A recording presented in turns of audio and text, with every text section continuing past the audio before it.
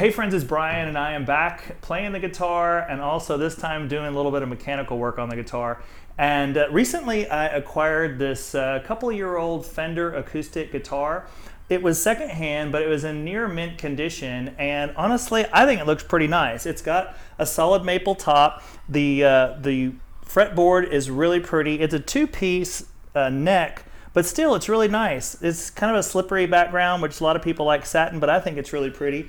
And the nice thing about it was that it was extremely inexpensive. However, it had been sitting for a long time, as I mentioned, and because of that, it needed some new strings. So I am not the best guitar player, as you probably know, but I am actually one heck of a mechanic, and I was really confident that I could do this job without too much difficulty on my own. So I thought that I might show you kind of what I went through, what it's like to change your guitar strings. And if you've never done it, it's really not that big of a job. If I had not been filming video for this, I probably could have done the whole thing in about 20 minutes. However, it took a lot longer because I was doing filming at that time. So let's step out to my shop. I'm going to show you how to change the strings on your guitar. So this technique is for a standard 6-string acoustic guitar. Start by loosening the pegs to relieve the tension on the strings.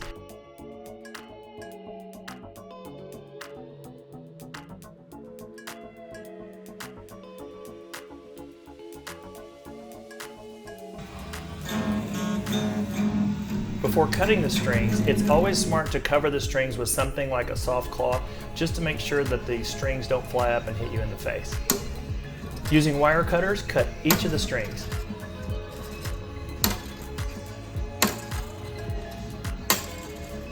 I'll have a link for some good cutters in the description box. Now onto the string pegs or bridge pins. Using the back face of the wire cutters, reach into the sound hole and give the bottom of the pegs a little tap. Now there's a number of ways that you can remove these pegs and they all have their merits, but I like demonstrating procedures using the least number of special tools possible.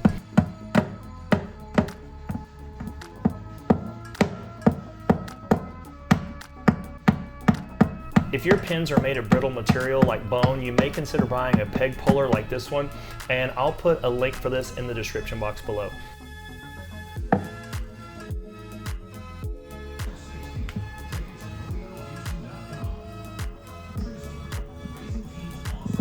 Once you loosen the pegs, they should come out without much fuss. My personality is such that I like to keep track of which peg came from which hole, but unless there's some practical reason in your application, like varying size of the peg, you don't have to do it this way. Fish the string bases around until the eyelet can be pulled through the peg holes.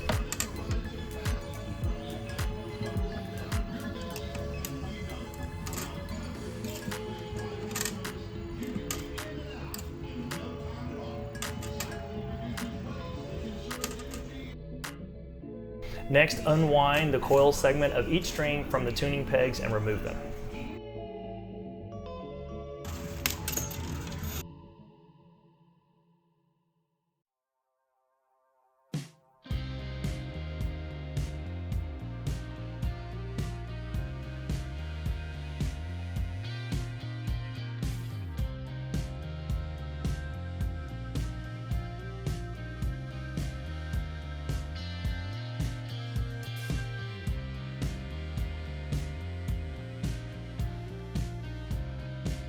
Once all the strings are off, you can coil them all together like this if you like before throwing them away. If you want to clean some of the hard to reach portions of your guitar, now's the time.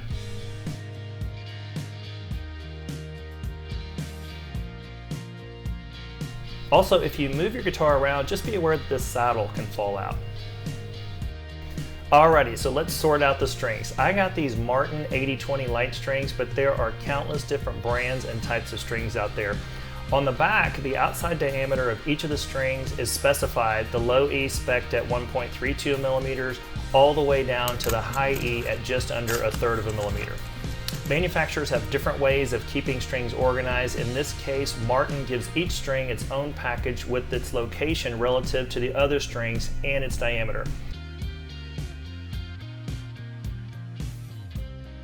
Other manufacturers like Diodario color code their eyelets, and to me they're all pretty thorough and it's hard to make a mistake. In a worst case, and if you have a vernier caliper, you could always measure the outside diameter. For instance, this low E string is spec'd at 1.32 millimeters. So measure with the caliper, and it comes in at 1.29 millimeters, so not exactly in specification, but I'm sure it's still the largest of the 6 strings. Now it's time to start stringing. Line up the tuning posts so that the openings are facing fore and aft along the center plane of the guitar. Make sure the nut slots are clean, and there are different schools of thought about lubing the nut slot, but to me it seems smart. Some people use light oil like this gun oil, some use graphite, and plenty use nothing at all. Graphite's dirtier, but it's more likely to survive wiping the guitar down later, so for me, I'm using some graphite.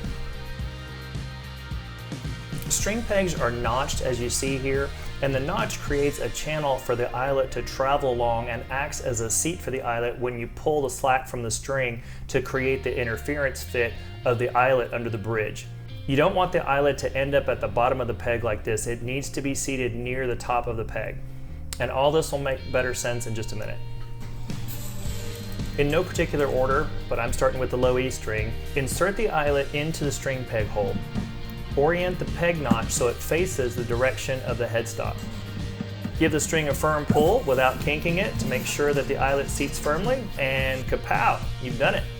Now take the distal end, or the furthest end from the guitar, and feed it through the hole in the tuning peg for the low E string.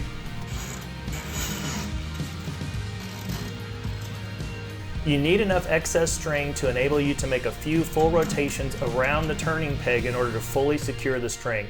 Now there's no rule for this excess, but a good rule of thumb is the distance between 2 tuning pegs. So find some slack length and then pull the string back the amount that you measured off. To secure the string, we're going to create what's called a Luthier's knot. To remember how to make this knot, I made up this mnemonic. Inboard around the top of the peg, under the string, bend up a dog leg. So wrap the string around the top of the post by pulling it towards the center line of the guitar. Then, keeping it under tension, guide it under the more proximal portion of the string. After passing the loose end under the string, fold the loose end over the top of the string. Now, it may take a little bit of force to get this string to comply, especially these thicker strings.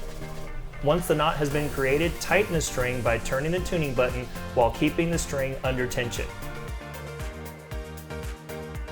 Also, feed the string into the slot in the nut. You want to guide the string so it coils progressively downward on the tuning peg. And there are tools to make this winding faster, but I wanted to show how this job can be done with minimal tools. However, I'll put a link for a winder in the description box. This technique captures the distal end of the string and makes it very unlikely that it'll slip out or lose tension. All that's left is to cut off the loose end. Using the wire cutter, try to cut the wire as close to flush with the tuning peg as possible. And there you have a super nice Luthier's knot, and your first string is done. Let's do the A string and go over the whole thing again. Drop in the eyelet into the peg hole. Insert the peg with the channel facing the headstock. Being careful not to kink the string, pull up to seat the eyelet. Firmly press the peg until it's fully seated. Feed the distal end through the A string tuning peg hole.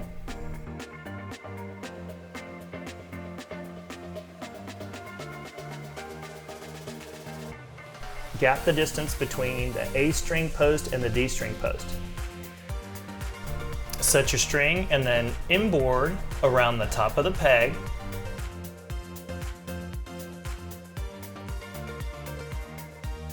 Under the string.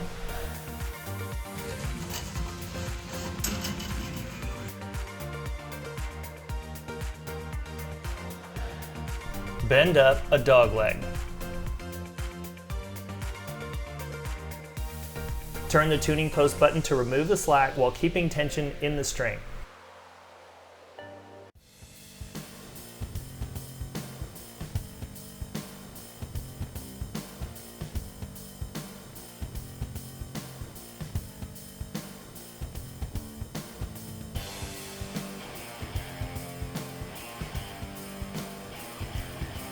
As you tighten, make sure to guide the string through the nut and coil the spring progressively downward.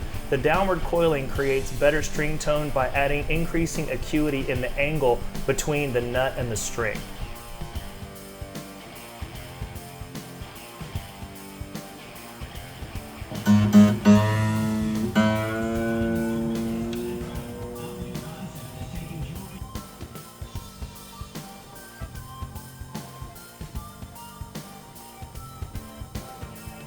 Cut the excess wire as close to the peg as possible and your second string is done. Now for the last string on the bass side, the D string. With the proximal end secured with the string peg in the bridge, find your slack.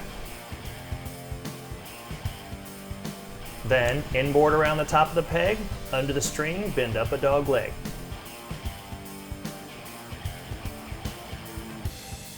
I should mention that the Luthier's knot is not the only type of knot that you can use. There are other types of knots, but this is probably the most popular.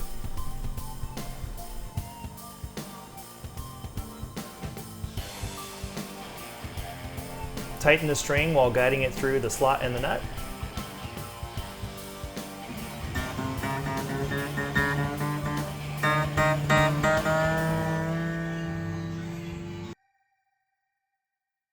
Then flush cut the loose string. Now let's move to the treble side, starting with the G string. Drop in the eyelet.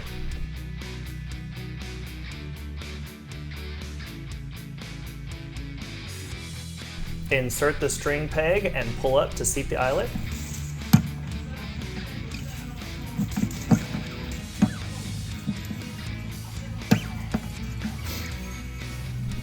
Find your slack.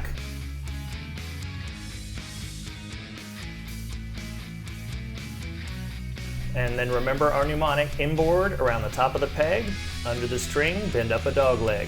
But on the treble side, the inboard and around the top means wrapping the string in the opposite direction from the bass side. Remember, you want the string to go from the top of the tuning peg and then towards the center line of the guitar. After that, guide and tighten the same as the other strings.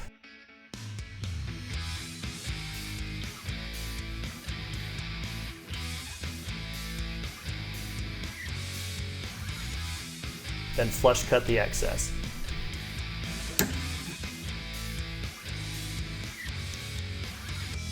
Now on to the B. Anchor the eyelet in the bridge, find your slack. Inboard around the top of the peg, under the string, bend up a dog leg. Guide the string through the nut, tighten.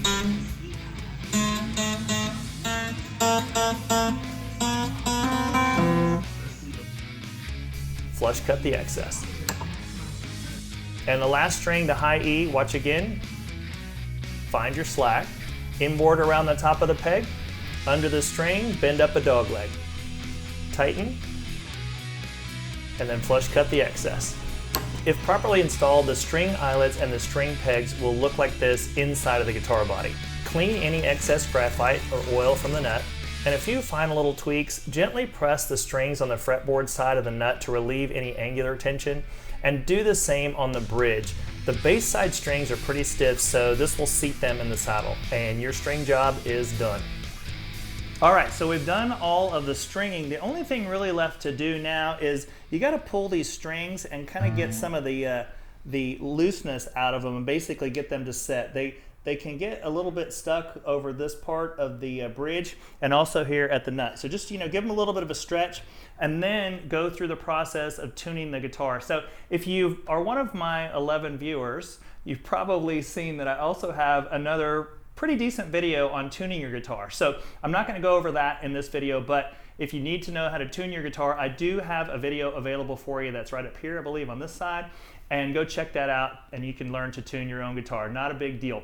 By the way, honestly, I really feel like if you have the tools, don't be afraid to try this job. It's not that difficult. Had I not been filming, I could have done this whole thing, I'm sure, in like 20 minutes. And I'm not super experienced at doing this kind of thing. I did the same thing that most people do. I read on the internet and also looked at YouTube videos about how to do it. And honestly, the process is not super difficult. Just take your time. The first time's a little bit complicated. The stringing is a little bit unusual, but once you get past that, it's really really no big deal. So don't be afraid to go out there and give it a shot. So now that we got our new strings, let's get out there and have fun playing our guitars.